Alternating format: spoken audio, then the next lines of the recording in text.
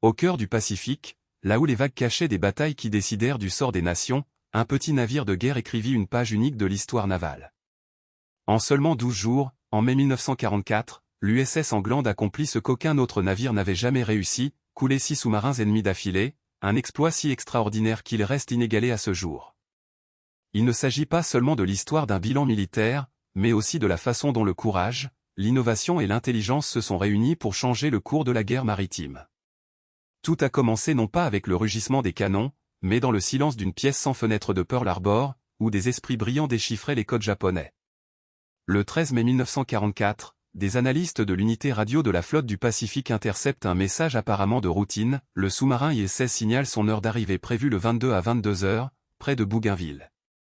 Pour les experts en cryptographie, cependant, ces mots étaient bien plus qu'un rapport de routine, ils étaient la clé pour porter un coup à la flotte sous-marine japonaise. Le déchiffrement du code JN-25 n'est pas le fruit du hasard. Pendant des années, mathématiciens, linguistes et spécialistes ont travaillé sans relâche, parmi les machines à compiler et les piles de documents, pour déchiffrer les secrets des communications ennemies. Son travail avait déjà été décisif à Midway et aux îles Salomon, mais jamais auparavant les renseignements décodés n'auraient été utilisés avec autant de précision dans la chasse aux sous-marins. Chaque message intercepté était analysé, déchiffré et transformé en action à un processus qui exigeait non seulement un génie technique mais aussi une profonde compréhension de la mentalité japonaise. L'information fut transmise en urgence au 3e escadron et, de là, au commandant Hamilton Haynes, un chasseur de sous-marins vétéran qui savait exploiter cet avantage comme peu d'autres. Sans perdre de temps, il organisa un groupe de frappe spécialisé, 3 destroyers d'escorte de classe Buckley, sélectionnés pour leur capacité meurtrière contre les sous-marins. L'USS George, sous le commandement du lieutenant-commandant Fred Just, l'USS Raby, dirigé par James Scott, et l'USS England, dirigé par Walton Pendleton, des navires parfaitement adaptés à la mission, avec des équipages entraînés jusqu'à l'épuisement aux manœuvres de sonar, aux tactiques d'attaque et au contrôle des dégâts. Alors que l'escadron quittait Purvey Bay le 18 mai, de nouveaux rapports de renseignement révélèrent un mouvement dangereux, les Japonais positionnaient 7 sous-marins sur une ligne de surveillance, la Naline, s'étendant entre les îles de l'Amirauté et Truk. Il s'agissait d'un piège stratégique conçu pour détecter les porte-avions américains avant qu'ils n'atteignent leur prochaine cible. Mais la rigidité de ce plan avec chaque sous-marin lié à une zone de patrouille fixe serait sa propre perte. Les Japonais, avec leur flotte de porte-avions déjà décimée et leurs bases isolées, comptaient sur les sous-marins comme dernière ligne de défense.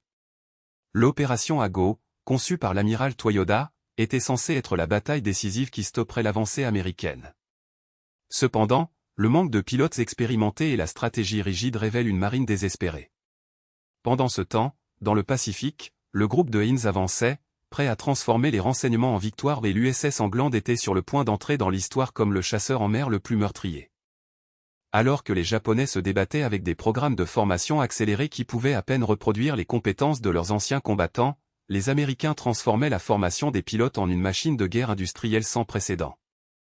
Des milliers d'aviateurs hautement qualifiés ont émergé des académies, formés non seulement en théorie, mais aussi dans des simulations brutales qui reproduisaient les horreurs du combat réel. La supériorité technologique est devenue de plus en plus écrasante, des chasseurs comme le F-6 FL-4, avec leur combinaison mortelle de puissance de feu et de maniabilité, ont transformé le ciel en un champ de bataille pour les héros japonais obsolètes. Et dans les mers, les navires américains. Le blindé avec des batteries radar et anti-aériennes de l'État, guidé par des ordinateurs analogiques, a fait de l'attaque kamikaze une mission suicidaire dans son sens le plus littéral. C'est dans ce scénario de déséquilibre stratégique que le vice-cible Takahiti, commandant de la 6e flotte de sous-marins et un loup des fonds marins par des décennies de guerre sous-marine, a reçu l'ordre de soutenir l'opération Ago avec ce qui restait de sa force. Takagi connaissait bien la décomposition de l'équipe japonaise. Au début du conflit, ces sous-marins étaient les machines de guerre les plus redoutées, des équipes d'élite, des torpilles précises et une doctrine qui, bien que axée sur les cibles militaires, inspire toujours la terreur. Mais la guerre par friction avait décimé leurs meilleurs hommes, et les substituts, lancés dans le combat avec une formation insuffisante, pouvaient à peine exploiter les systèmes dont ils ont hérité. Pire, tandis que les sous-marins américains étouffaient les routes de jumelage, sortant des navires marchands à un rythme non durable, la doctrine japonaise a insisté pour chasser les navires de guerre, un déchet stratégique qui a accéléré sa propre extinction. La décision qui scellerait le sort de cet sous-marin japonais a été prise avec la précision bureaucratique d'un effondrement de l'empire. Takagi a ordonné à la 7e équipe sous-marine d'établir les lignes dans une barrière de surveillance statique dans le Pacifique central. Mais ici, la raideur japonaise révélerait sa faiblesse mortelle, au lieu d'accorder l'autonomie à l'équipage comme les Américains, permettant à leur loup de mer de sous-marins flexibles, à l'âge des outils étaient liés à une position fixe, les transformant en cibles prévisibles. L'erreur s'est matérialisée lorsqu'un avion américain a repéré le RO 104 et, en réponse, la marine japonaise a transmis des ordres à toute la ligne, un déplacement de 60 000 marins au sud-est, avec des coordonnées spécifiques pour chaque sous-marin. Ce message apparemment de routine a été intercepté par les oreilles électromagnétiques de l'intelligence américaine. Dans la région du Joint Intelligence Center Pacific Ocean, les crypto-anoyés ont plongé dans le code japonais alors que les chirurgiens disséquant une tumeur. Il ne suffisait pas de déchiffrer les mots, il fallait comprendre l'esprit de l'ennemi, ses systèmes de coordonnées, ses protocoles opérationnels, même les modèles de pensée de ses commandants. Des heures de travail obsessionnel plus tard, les chiffres ont révélé leur vérité, les positions exactes de chaque sous-marin sur la ligne NA, avec une précision qui borde le surnaturel. Pour la première fois en guerre, une intelligence ultra-secrète serait désinfectée et livrée directement aux forces anti-sous-marines non comme un rapport lointain, mais comme une carte au trésor pour les chasseurs. Le risque était monumental. Si les Japonais soupçonnaient que leur code avait été violé, ils modifieraient les systèmes, réduisant le flux d'informations qui nourrissait la machine de guerre alliée. Par conséquent, chaque pièce du puzzle a été camouflée, les ordres de chasseurs sont arrivés sous forme de « rapport de reconnaissance de l'air » ou de « patrouille de routine ». Les équipages des destroyers d'escorte, jeunes et désireux de Gloria, ne sauraient jamais que leurs succès ont été construits sur l'un des secrets les mieux gardés de la guerre. Ils pensaient qu'ils chassaient à l'ancien, avec instinct, radar et chance. La réalité était beaucoup plus sinistre, ils suivaient un script écrit par l'ennemi. Et les principaux acteurs de ce jeu mortel étaient 3 destroyers de classe Buckley, nés du même équipement industriel qui crache des navires que des munitions sur une ligne de production. Conçus pour être rapides à construire, bon marché à opérer et mortels au combat, ces chasseurs compacts ont été la réponse américaine aux besoins désespérés de plus de dents dans le Pacifique. Mineurs que destroyers de flotte, mais armés de sonars avancés, de charges de profondeur et de canons à 3 pouces, ils étaient l'incarnation parfaite du pragmatisme de guerre, efficacité mortelle sans extravagance. Son système de propulsion diesel électrique, bien que cela limitait leur autonomie de vitesse maximale qui a permis de poursuivre les proies pendant des semaines sans reconstitution. Chacun de ces navires transportait non seulement des armes, mais un héritage, leurs noms ont honoré les héros tombés, transformant l'acier et rivet en mémorial flottant. L'USS George a honoré Sailor Eugene F. George, un artisan de 20 ans qui, dans l'obscurité sanglante de la bataille de Guadalcanal, a refusé d'abandonner son poste tandis qu'un bombardier japonais en flammes a été lancé à l'USS San Francisco. Les canons anti-aériens de George ont rugi à l'impact, même lorsque l'avion a transformé le pont Cruiser en enfer. Son sacrifice, et des dizaines comme lui, n'était pas vain, la marine a immortalisé son nom dans une coque de chasseur, garantissant que son courage continuait d'inspirer ceux qui ont maintenant suivi ses pas. USS Raby a porté l'héritage d'un stratège, le contre-miroir James Joseph Raby, un pionnier de la guerre anti-sous-marine pendant la Première Guerre mondiale. C'est Raby qui a prouvé que le convoi bien escoré pouvait briser le coup de la menace sous-marine, une leçon qui, décennies plus tard, toujours sauvée dans les vies de l'Atlantique et du Pacifique. Sa mort prématurée en 1934 n'a pas supprimé son héritage, au contraire, Raby était la preuve que ses tactiques résonnaient toujours dans les mers de 1944, guidant les mains qu'ils ne le connaissaient pas. Mais c'est l'USS Angleterre qui portait l'histoire la plus cruelle et la plus émouvante. Son nom a honoré le lieutenant John Charles Angland, un officier de 20 ans qui, le 7 décembre 1941, a changé son quart de travail sur la radio USS Oklahoma afin qu'un collègue puisse passer plus de temps avec son nouveau venu à Hawaï. L'Angleterre n'a jamais rencontré sa fille de 3 semaines. Lorsque les torpilles japonaises ont déchiré la coque de l'Oklahoma, il était là, transmettant les derniers signes d'aide à mesure que le navire tombait. Sa mort n'était pas vaine, l'Angleterre deviendrait l'instrument de vengeance que le lieutenant lui-même n'aurait jamais pu imaginer. Et en mai 1944, ce navire, forgé dans le deuil de Pearl Harbor, était sur le point d'écrire son nom dans l'histoire avec du sang et du sel. Lorsque les torpilles japonaises ont déchiré la coque de l'Oklahoma, Anson Angland a pu émerger initialement sur le pont, juste pour rencontrer un scénario cauchemardesque. Le navire géant, autrefois un symbole de puissance, se tordant maintenant comme une bestia blessée, renversant lentement les bonbons. Des centaines d'hommes ont été arrêtés dans leur ventre d'acier. Les marins recouverts de pétrole ont lutté dans l'eau, certains en flammes, tandis que Zero Fighter Machine a fait la miséricorde des survivants. Mais l'Angleterre n'a pas hésité. Se souvenir des compagnons toujours arrêtés dans la salle de radio, en dessous du niveau de l'eau, a pris une décision qui scellerait sa destination.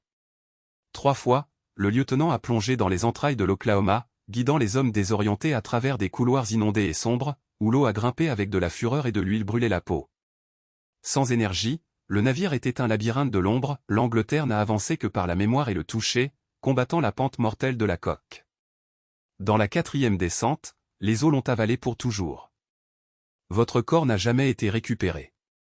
Il a rejoint les 429 hommes qui ont péri dans cette tombe métallique, l'un des chapitres les plus brutaux de Pearl Harbor. Dans les jours suivants, l'Oklahoma est devenu un mausolée vivant. Les sauveurs ont entendu des battements désespérés provenant de poches aériennes à l'intérieur de la coque tournée, les hommes toujours vivants, martelant dans le code Morse, suppliant de l'aide. 32 ont été secourus dans les opérations d'Herculum, coupant l'acier avec la torche pendant que le temps et l'oxygène s'épuiraient. Mais pour l'Angleterre et des centaines d'autres, le salut n'est jamais arrivé. Son sacrifice, cependant, ne serait pas oublié. Initialement enterré comme « inconnu » au cimetière national de Punch Bowl, ses cendres n'ont trouvé la paix qu'en 2016, lorsque la science l'a finalement rendu dans sa famille. Grâce à ADN Technology, Anson England a été identifié et les revenus de Colorado Springs, aux côtés de leurs parents qui n'ont jamais surmonté leurs pertes. Bien qu'il n'ait reçu qu'un Purple Hat pour son courage, ses prix ont transcendé, 2 navires de guerre porteraient son nom, le DE 635, et des décennies plus tard le CG-22 Guided Missile Cruiser. C'était l'hommage d'une nation à un homme qui, dans ses dernières heures, a choisi de sauver les autres au lieu de se sauver. Et c'est précisément cet esprit, la fusion du sacrifice et de l'innovation, qui façonnerait les armes de vengeance. Les destroyers de classe Buckley, comme l'USS England, n'étaient pas des navires ordinaires. Forgés dans les leçons sanglantes de la bataille de l'Atlantique, où les sous-marins allemands ont presque étranglé la Grande-Bretagne, ils étaient des chasseurs spécialisés conçus pour une seule mission, des sous-marins de puits. Ces armes légères, 3 canons de 3 pouces, n'étaient qu'un détail. Le vrai pouvoir résidait dans son arsenal anti-sous-marin, torpilles de 21 pouces, charges de profondeur lancées par Kagan et, surtout, le hérisson révolutionnaire. Ce système, développé par les Britanniques en 1941 les jours les plus sombres de la guerre, n'était pas seulement une arme, c'était un tour de jeu. 24 projectiles, chacun avec 35 livres d'explosifs, tirés dans un motif mortel devant le navire. Contrairement aux charges de profondeur traditionnelles, qui ont aveuglé les profondeurs prédéfinies, le hérisson n'a explosé qu'en touchant une cible solide. Pas d'explosions inutiles. Sans attendre 20 minutes pour un signal d'huile dans la mer. Sans cécité de sonar qui a permis aux sous-marins de s'échapper. C'était la différence entre la chasse aveugle et l'attaque avec une précision chirurgicale. Et en mai 1944, dans le Pacifique, l'USS England était sur le point de prouver pourquoi cette innovation changerait le cours de la guerre. Batterie, un moment de vulnérabilité que les chasseurs d'Angleterre USS ne le laisseraient pas sortir. À ce moment-là, le système de hérisson avait déjà été testé au combat, mais il préparerait l'équipage à ce qui allait arriver. Alors que LI-16 a coupé les os à 15 nœuds, son immense silhouette 358 pieds d'acier et une ambition, une cible parfaite pour les radars américains. Catalina a transmis la position et le groupe de chasse est parti pour l'abattage. Le commandant Yoshitaka n'avait aucun moyen de savoir, mais son sous-marin était déjà condamné.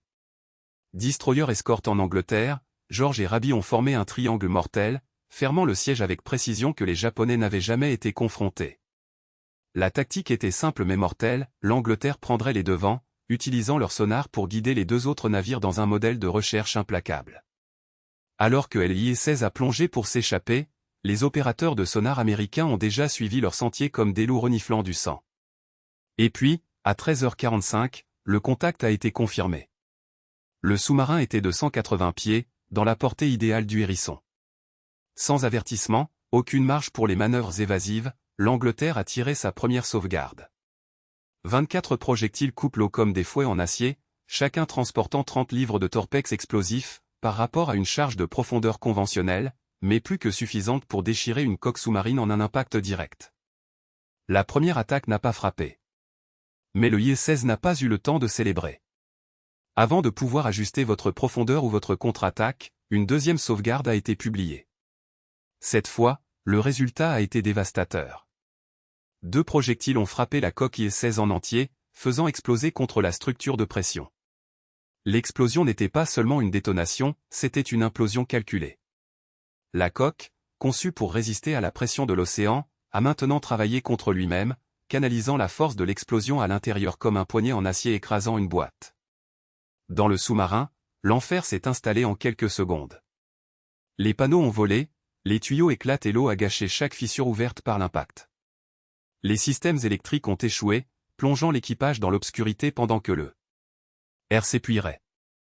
Yoshitaka a peut-être donné des ordres d'urgence, mais il n'y avait pas de temps.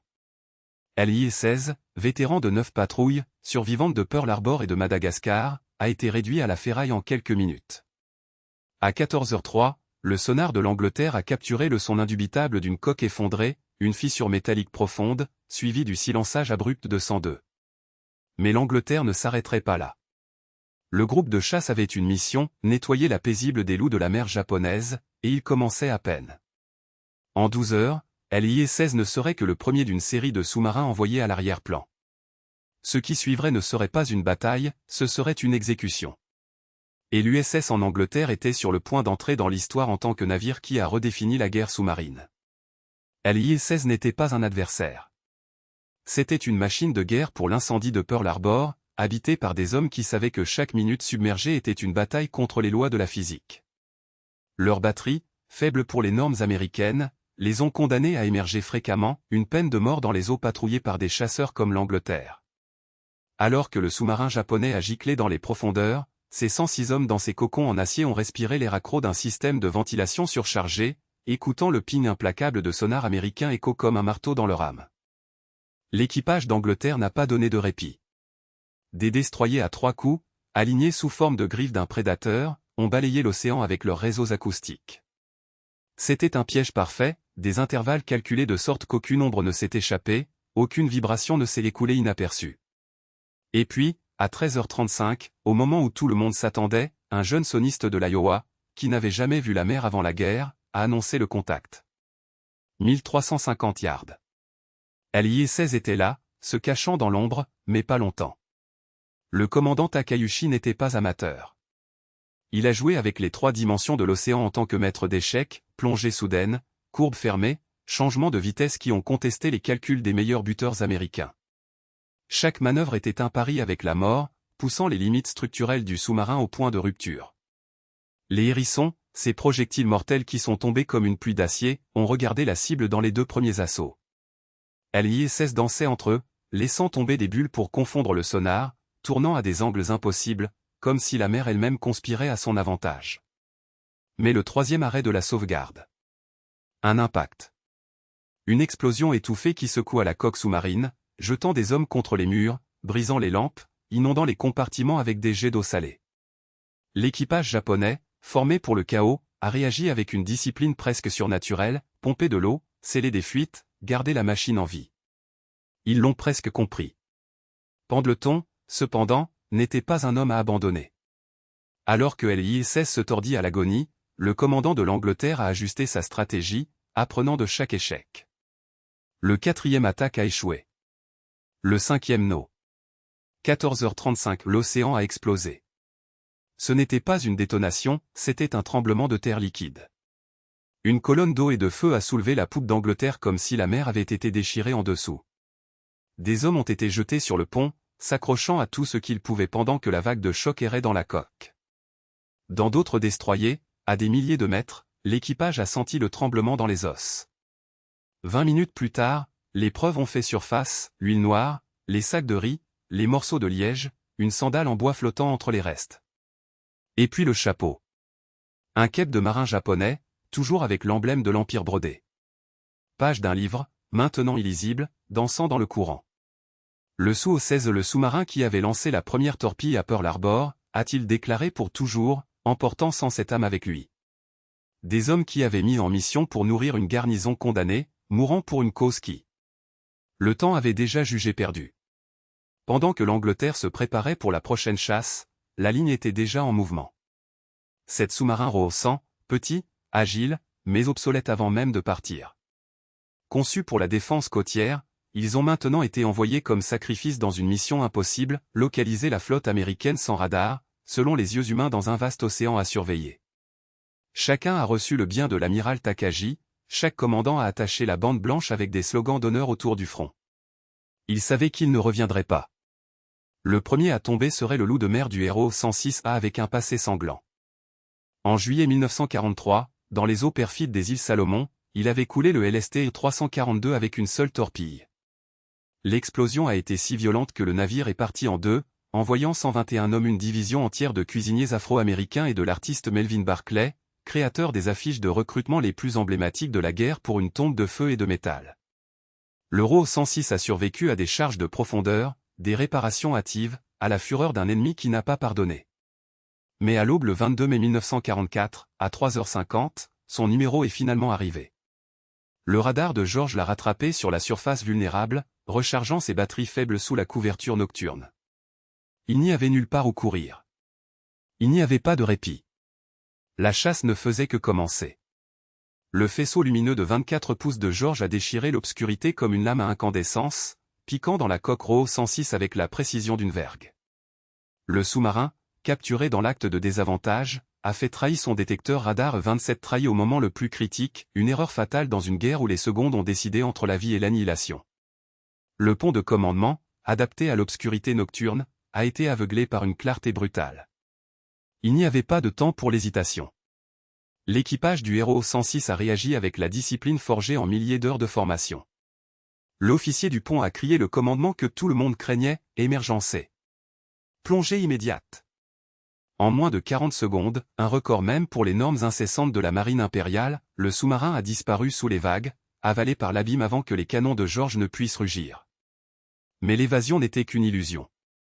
À 4h15, George a frappé son premier coup, un Sareva des hérissons, ces projectiles diaboliques qui sont tombés comme pluie verticale avant de faire exploser sous la quille de l'ennemi.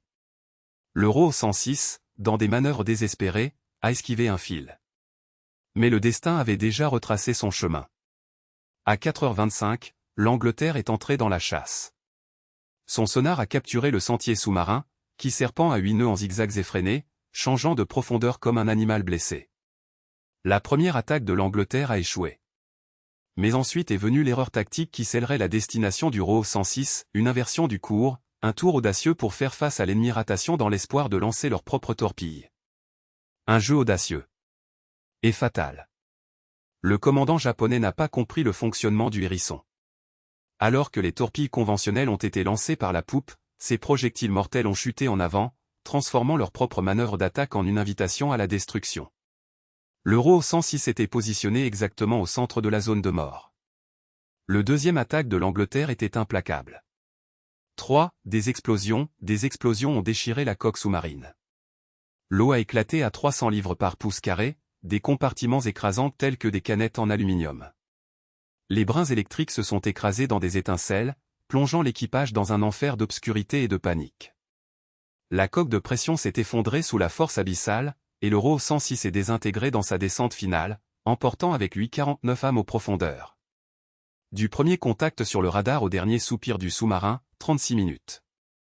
Une exécution chirurgicale. Mais le meurtre ne s'arrêterait pas là. Le lendemain, le 23 mai, l'Euro 104 vétéran des Aguas do Norte Pacifique est là le TAS, il a mis fin à sa fin entre les mains de la même équipe implacable. Sous le commandement du lieutenant Hisashi Izubushi, le sous-marin avait écrit l'une des rares pages héroïques de la marine impériale. En novembre 1943, à Salomon, il avait sauvé 75 survivants du croiseur, y compris l'amiral Matsuji Ijuin, déchiré des griffes d'une bataille nocturne contre les Mamaïs américains. Une opération effectuée sous le feu de l'air et la menace constante de destroyers, où chaque seconde pourrait être la dernière. Maintenant, cependant, la chance avait tourné. À 6h04, un avion allié l'a rattrapé à 250 000 marins du nord bruit de Cavien, en Irlande. Cette fois, le détecteur radar a fonctionné, un avertissement tardif, mais assez pour une plongée d'urgence. L'Euro 104 a disparu avant que les canons des destroyers ne puissent parler. Mais sous les vagues, la chasse a seulement commencé. Rabi a commencé l'attaque avec des hérissons, mais l'Euro 104 avait appris du sang de ses frères. En plus des manœuvres d'évasion brutales, il a utilisé une tactique désespérée, la déception acoustique. Réglage des impulsions sonores transmission, conçu pour confondre le sonar ennemi, une invention japonaise née de désespoir. Cela a fonctionné. 4 Rabi ont sauvé l'objectif en 2 heures de persécution. Alors George a pris le relais. 5 attaques. 5 défauts. L'Euro 104 se tordit et se tordant comme des profondeurs dans les profondeurs, son capitaine exhaute chaque appareil, chaque réserve d'énergie, chaque respiration d'air respirante. À chaque manœuvre, les batteries avaient disparu. L'air à l'intérieur du sous-marin est devenu plus dense, chargé d'une odeur acide de la peur et du dioxyde de carbone. Jusqu'à 8h19, l'Angleterre est entrée en jeu. La première attaque a échoué. Mais l'équipe de sonar du destructeur avait étudié l'ennemi pendant plus de 2 heures. Ils ont remarqué le motif, la bague se tourne avant les plongées profondes, la préférence pour les quotas entre 200 et 250 pieds, accélération soudaine avant le changement de cours. Dans le deuxième investi, chaque mouvement RO 104 calculé avec une précision mortelle. Entre 10 et 12 cargaisons ont trouvé leur cible. La détonation souterraine résonnait comme le tonnerre d'un dieu furieux. Puis est venu le son indubitable d'un sous-marin se brise, le cri du métal étant déchiré, la bagarre des compartiments implosant, puis, le silence. À 10h45, la première épave a émergé, du bois brisé, du liège, des vêtements et la tache huileuse qui a marqué une autre tombe dans le Pacifique. Parmi les décombres, un gilet de sauvetage avec des caractères japonais irréfutables que l'Euro 104 et ses 58 hommes avaient rejoint les fantômes des profondeurs. 3 sous-marins en 4 jours. L'efficacité mortelle du groupe Hunter Killer était maintenant une condamnation à mort flottante. Et la prochaine cible était déjà en vue. À 1h20 le 24 mai, George a détecté l'Euro 116 sur le radar à 17 milliards, à 10 miles de là, un presque surnaturel, gracieuseté de conditions atmosphériques qui amplifiaient des impulsions électroniques comme cris de désert. Le sous-marin, dans sa deuxième patrouille de guerre sous le commandement du lieutenant-commandant Shibuya Kuno, était trop jeune pour le carnage qui approche. Son équipage, formé par un nouveau diplômé de l'école du sous-marin Cure, rêvait toujours de gloire lorsque la réalité avait déjà décrété la défaite de l'Empire. La plongée d'urgence était lente.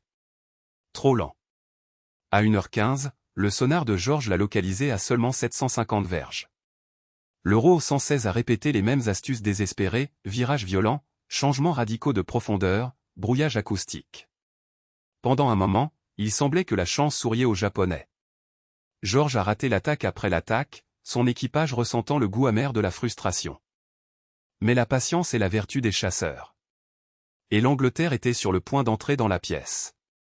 George et Rabi avaient vendu toutes les lettres de la Manche. Chaque assaut a été répondu avec une étrange mais calculée, afin que ce ne soit plus. L'Euro 116 était épuisé. Son équipage. Bien que déterminée, elle trahissait son inexpérience à chaque manœuvre répétée, à chaque tour arrivé trop tard. Les schémas de vol, autrefois imprévisibles, sont désormais devenus un rituel prévisible, comme un animal blessé courant en cercle de plus en plus serré. Et puis, l'Angleterre a agi. Les 2 premières salves de Hedgehog ont échoué non pas à cause d'un manque de précision, mais à cause d'un cruel caprice de la guerre, les calculs de visée se sont effondrés à la dernière seconde, comme du sable entre les doigts. Mais la 3e fois serait différente. À 2h14 du matin, la mer tremble. 3, voire 4, obus ont touché leur cible avec une synchronicité mortelle. Il n'y a pas eu de crash cataclysmique, pas d'explosion secondaire pour déchirer la nuit comme lors des précédents naufrages. Le héros 116 a simplement disparu.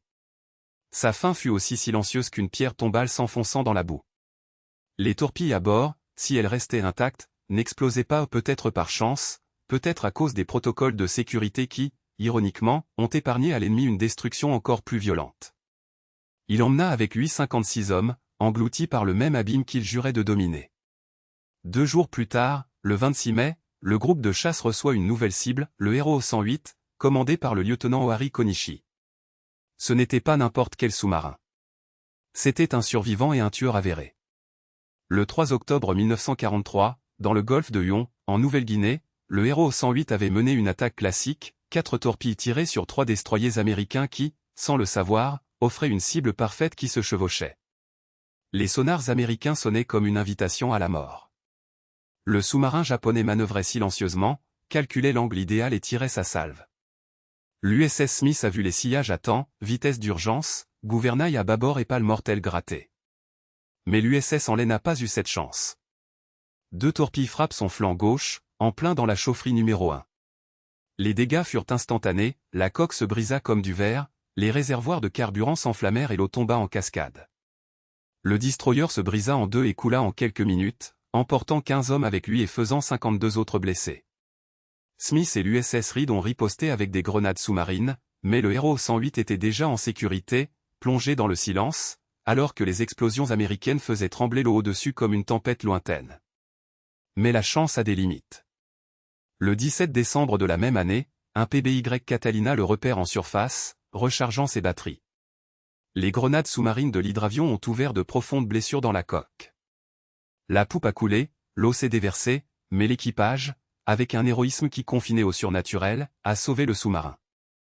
Travaillant dans des compartiments inondés, soudant les cloisons à la main, remplissant les trous avec tout ce qu'ils avaient, ils réussirent à le maintenir à flot jusqu'à Truk, où des mois de réparation le ramenèrent à la guerre.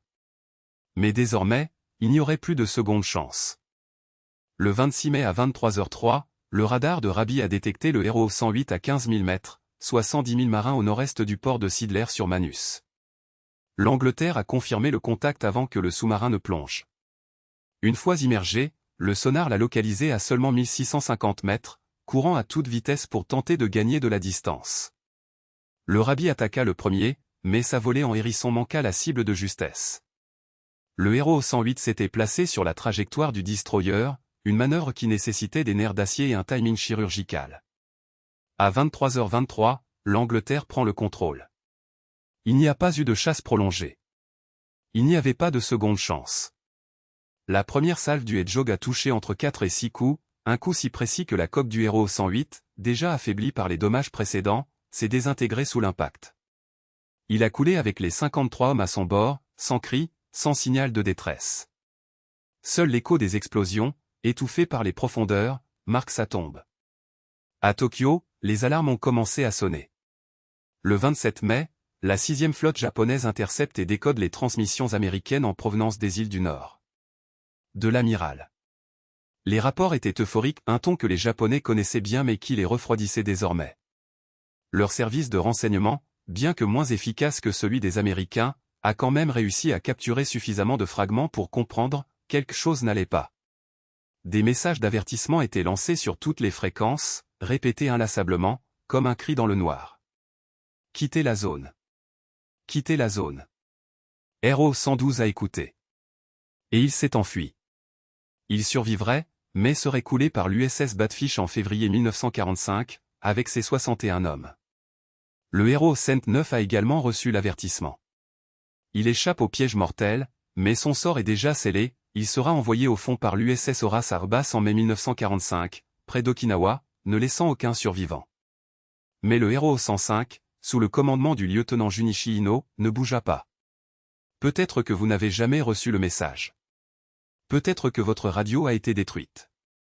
Ou peut-être est-ce l'hypothèse qui vous hante que votre capitaine, avec à son bord le commandant de la 51e division sous-marine, Riano Kato, ait choisi de rester en poste. Abandonner le poste sans ordre direct serait un déshonneur. Et avec un officier supérieur surveillant chaque décision, la pression était insupportable.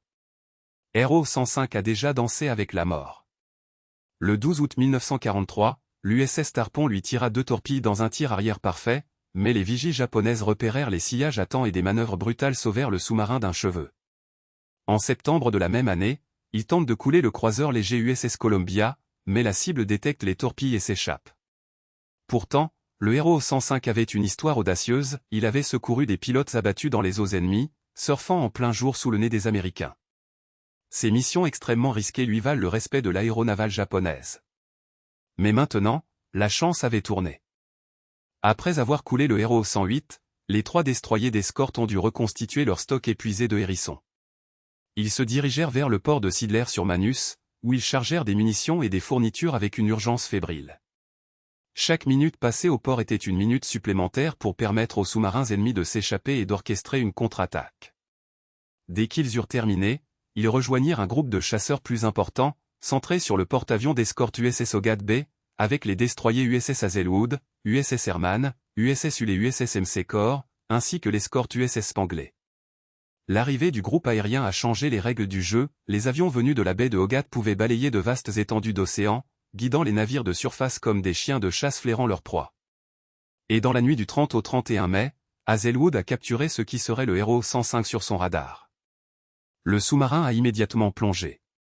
Ce qui suivit n'était pas une poursuite, c'était une bataille d'épuisement, une danse macabre qui durait des heures, dans l'un des duels les plus prolongés et les plus acharnés de la campagne. Le destin ne peut pas être forgé par la chance, mais par une préparation acharnée et la volonté de gagner. Héros 105 n'était pas disposé à mourir en silence. Son commandant a épuisé tous les artifices connus dans la guerre sous-marine, il a lancé des débris pour brouiller les sonars, il a répandu des nappes de pétrole pour simuler des dégâts, il a effectué des manœuvres si brutales qu'elles menaçaient de déchirer la coque du sous-marin lui-même. La chasse s'est poursuivie toute la nuit, les navires alternant les attaques à un rythme épuisant. Le Hazelwood a établi le contact avec le sonar et a largué des grenades sous-marines conventionnelles ou des explosions qui ont envoyé des colonnes d'eau vers le ciel mais, mystérieusement, n'ont pas ébranlé l'ennemi. Les charges ont été calibrées pour différentes profondeurs, pour tenter d'encercler le sous-marin, mais le héros 105 s'est échappé, toujours avec une longueur d'avance, comme si l'océan conspirait en sa faveur. George s'est joint à la danse avec ses hérissons, et lors d'une des salves, 3 impacts ont résonné sur le fond marin. Malgré cela, le sous-marin a persisté. Les frappes ont dû causer des dégâts aux victimes, inondations, chaos mais l'équipage japonais a maintenu l'intégrité des compartiments étanches, un témoignage de l'ingénierie. Robustia qui a permis à ses loups de mer de survivre aux punitions qui coulaient des navires moins résistants. Lorsque le soleil a déchiré l'horizon le 31 mai, Spangley et l'Angleterre ont rejoint l'attaque. La mer, maintenant calme, affichait une tache grasse, le sentier d'un coup, mais pas une défaite. L'Euro 105 respirait toujours. Spangley a lancé ses hérissons, mais le sous-marin s'est tordu dans un tour désespéré au dernier moment, esquivant un combattant qui refuse le chaos. C'est alors que le commandant Haynes, toujours à bord de George, a transmis un message qui résonne dans l'histoire navale, « Oh, enfer, allez-y, Angleterre ». Ce n'était pas une commande, c'était une reconnaissance. Admettez que, face à l'entêtement de ce sous-marin, seule l'Angleterre semblait capable de mettre fin à cette bataille. Et l'équipage en Angleterre était impatient. Ils avaient observé, appris, déchiffré les normes du RAW 105 au cours de cette nuit sans fin, une hésitation presque imperceptible avant les courbes soudaines, une préférence pour certaines profondeurs lorsqu'elles sont pressées. À 7h36, le hérisson en Angleterre est descendu en verdict. L'explosion suivie n'était pas une détonation, c'était une apocalypse sous-marine. Entre 6 et 10 projectiles ont frappé la cible, déclenchant une réaction en chaîne qui a fait que la destruction de l'IL-16 semble éloignée. Charge de profondeur du héros 105 a explosé en séquence, transformant le sous-marin en un four sous-marin.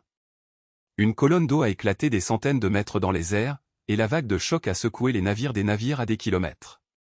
Le RAW 105 et ses 55 hommes, y compris le capitaine Kato, a-t-il déclaré en un instant. Ce qui restait était une feuille d'huile noire répandue sur la surface, mélangée à des fragments torsadés de la coque, des bois couverts et des effets personnels, une montre arrêtée, un casque froissé, des pages d'un journal à bord désormais illisibles. En seulement 12 jours, du 19 au 31 mai 1944, USS England, un simple détruit d'escorte moins de 5 mois de service, avait coulé 6 sous-marins japonais. Un exploit inégalé dans les annales de la guerre anti-marine. Et encore plus surprenant, ce n'était pas un puissant plus frais, mais un navire modeste lors de sa première patrouille de combat. Les chiffres ont parlé pour eux-mêmes, des 7 sous-marins désignés pour la ligne NA, 6 avaient été détruits, 2 par les hérissons en Angleterre. Seul RAW 109 s'est échappé, et sa destination était déjà scellée, moins d'un an plus tard, il trouverait le bas de la mer près d'Okinawa. L'impact de ces 12 jours se retenait bien au-delà du théâtre des opérations. Lorsque l'amiral Ernest J. King, chef des opérations navales, a appris l'exploit, son message était court mais lourd: l'Aden, il y aura toujours une Angleterre dans la marine américaine. Ce n'était pas seulement un compliment, une promesse, un hommage au lieutenant John C. England, un héros de Pearl Harbor dont la mémoire a inspiré cet équipage. L'Angleterre a reçu la citation de l'unité du président, l'une des 3 seules accordées à escorte de traire pendant la Seconde Guerre mondiale. La citation a clairement indiqué, par héroïsme extraordinaire en action contre les sous-marins ennemis japonais dans la région de la guerre du Pacifique, du 19 au 31 mai 1944. La performance brillante de l'USS England dans cette mission vitale a contribué sensiblement au succès de nos opérations et a maintenu les traditions les plus élevées du service naval américain. Le commandant Pendleton a été décoré de Navy Cross, mais les historiens ne manqueraient pas de remarquer que le véritable architecte de ces triomphes était différent, le lieutenant John A. Williamson, l'officier exécutif qui avait transformé l'équipage en exercice implacable, procédure d'attaque perfectionnée et discipline qui n'était même pas au moment de l'amortissement de patrouilles de routine. Son génie tactique serait reconnu lorsqu'il a supposé le commandement anglais, prouve que le succès. Ce n'était pas le travail du hasard, mais un esprit qui savait extraire l'excellence même de la fatigue. Mais les conséquences stratégiques étaient encore plus profondes que la marine initialement réalisée. La destruction des lignes de la ligne a convaincu les commandants japonais qu'une grande force américaine avait traversé les Carolines occidentales ou la Nouvelle-Guinée, pas pour les Mariannes, la véritable cible. Cette erreur a fait que l'amiral Toyoda reporta et détourne l'exécution de l'opération Ageo. Les navires de guerre japonais ont brûlé du carburant précieux se positionnant mal. Quand ils ont finalement compris l'erreur, il était tard, l'invasion de Saipan le 15 juin a pris la flotte japonaise dans un désavantage. Ce qui a suivi, c'est la bataille de la mer des Philippines, 19 à 20 juin, la Great Mariana Turkish Shoot, où plus de 400 avions japonais ont été abattus pour un coup dérivé pour les Américains. 3 porteurs d'avions coulaient et le mythe de la supériorité de l'aviation navale japonaise s'est effondré pour toujours. La perte de Marianne a également amené le BE-29 à la portée des îles japonaises. Le sort du Japon a été scellé. Bien que la marine américaine ait essayé de maintenir le succès de l'Angleterre dans la confidentialité pour protéger les sources d'intelligence qui le rendent possible, les Japonais ont déduit la vérité, leur code avait été brisé. Les rapports internes ont admis l'engagement, mais de manière unitaire, ils étaient dans l'illusion que leurs principaux systèmes cryptographiques sont restés inviolables. Ce déni coûterait cher dans les mois suivants, tandis que nous avons continué à lire leurs messages et leurs forces directes pour intercepter les navires ennemis et les sous-marins. L'histoire de l'USS England, cependant, transcende son moment historique. Cela devient un symbole intemporel, comme préparation méticuleuse, courage sous pression et refus d'accepter la défaite peut transformer le cours même des affrontements les plus inégaux. Dans les heures les plus sombres, lorsque l'ennemi semble invincible et que la mer conspire contre vous, c'est la volonté d'un homme et d'un équipage qui décide si l'histoire sera écrite avec de la peinture ou du sang. Et dans le cas de l'Angleterre, il a été écrit avec les deux. Lorsque les vents de guerre soufflent de fureur et que le sort des nations est suspendu pour un fil, c'est que les hommes ordinaires révèlent leur grandeur. Ce ne sont pas les titres ou l'insigne qui forgent des héros, mais la capacité de dépasser les limites humaines lorsque tout semble perdu. Et c'est exactement ce que l'équipage de l'USS en Angleterre a fait en mai 1944, cela a transformé un groupe de marins en légende, enregistrant leur nom non seulement dans les disques de la marine, mais dans l'âme même de l'histoire navale. Vos réalisations ne seront pas oubliées tant qu'il y a des vagues pour raconter des histoires de courageux qui ont contesté l'impossible. Parce que le courage, lorsqu'il est authentique, ne sort pas au fil du temps, cela fait écho, génération après génération, comme un phare pour ceux qui osent croire que même dans l'obscurité, la victoire peut toujours être conquise.